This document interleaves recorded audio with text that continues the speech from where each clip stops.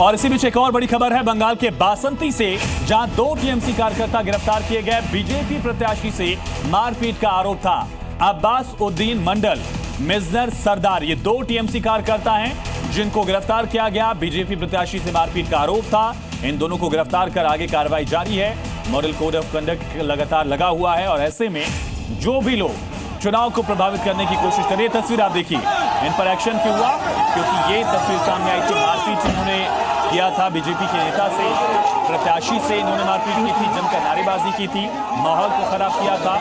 और फेज 2 में फेज 1 के कंपैरिजन में ज्यादा बवाल वाली तस्वीरें सामने, ये कहना होगा, क्योंकि कई इलाकों से मारपीट, ईवीएम से छेड़खानी, बम बरामद हुए हैं, गाड़ियों के शीशे तोड़े गए। फेज 1 में भी ऐसी घटनाएं थी, लेकिन छिटपुट थी। फेज 2 में इनका असर देखा जा रहा है। ये तस्वीर आप देखिए किस तरह से बीजेपी प्रत्याशी को बाकायदा दौड़ा लिया गया था, मारपीट की गई थी और इसका वीडियो सोशल मीडिया पर लगातार वायरल हुआ था। सबसे पहले ये तस्वीर भी आपको हमने दिखाई थी, जी न्यूज ने एक्सक्लूसिव आपको ये फुटेज दिखाया था किस तरह से बीजेपी कार्यकर्ता से यहाँ पर मारपीट की गई थी। और इस पूरे मामले को लेकर ये जो 2 कार्यकर्ता हैं टीएमसी के, दोनों कार्यकर्ताओं को गिरफ्तार कर लिया गया है। नीरज पांडे हमारे साथ लाइव कनेक्ट है। नीरज, एक बड़ा एक्शन, 2 टीएमसी कार्यकर्ता गिरफ्तार, आगे क्या एक्शन दिख सकता है और फिलहाल स्थिति क्या है वहां? देखिए, ये पूरे बंगाल में ऐसे ही चल रहा है। कहीं ना कहीं जहां बवाल हो रहा है वहां गिरफ्तारियां हो रही है। और इस समय भवानीपुर में भी मैं आपसे बताऊं कि पिछले 2-3 घंटों से कंटिन्यू पुलिस का मार्च चल रहा है। पुलिस लगातार ट्रैवल कर रही है, हर जगह बूथ में घूम रही है। और चूंकि कालीघाट इलाके में लाठीचार्ज करना पड़ा था, अभी देखिए शुभेंदु अधिकारी को, तो शुभेंदु अधिकारी भी लगातार भवानीपुर में अपने कार्यकर्ताओं से मिल रहे हैं, लोगों से मिल रहे हैं और कोशिश कर रहे हैं कि अपने कार्यकर्ताओं का मनोबल आगे बढ़ाया जाए। क्योंकि सुबह से हम देख रहे हैं, सुबह से ये जहाँ जिस इलाके में जा रहे हैं, कहीं ना कहीं कुछ ना कुछ छुटपुट चीज़ें हो जा रही हैं। और टीएमसी के लोग जय बंगला करते हुए नारेबाजी करते हैं और उसका नतीजा ये होता है कि लगातार टीएमसी कार्यकर्ता और भाजपा कार्यकर्ता आमने सामने हो जाते हैं।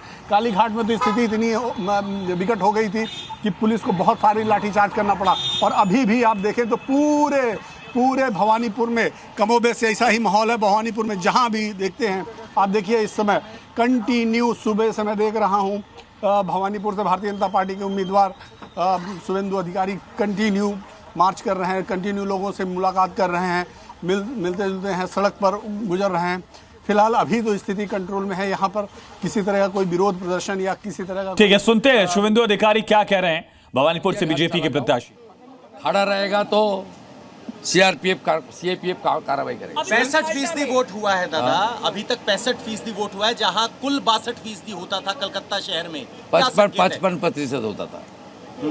अभी हो गया है। अभी तो कर्ज कर गया पुराना। दादा, जब आप जय हिंद भवन में पहुंचे तो वहाँ हंगामे का कारण क्या था? बांग्लादेशी मुसलमान घुसपैठिया, जिनका नाम डिलीट हो गया, वो लोग कर रहा था। लेकिन टीएमसी के लोगों का आरोप है कि आप खुद वहाँ बूथ पे काफी देर तक पहुंचे और आपने बवाल करने की कोशिश। ये कैंडिडेट के बूथ में नहीं जाएगा? ममता नहीं घुमा? मैं 14 कंपार्टमेंट में गया है 70 बूथ में। ममता बनर्जी 4 कंपार्टमेंट में गया है 20 बूथ में।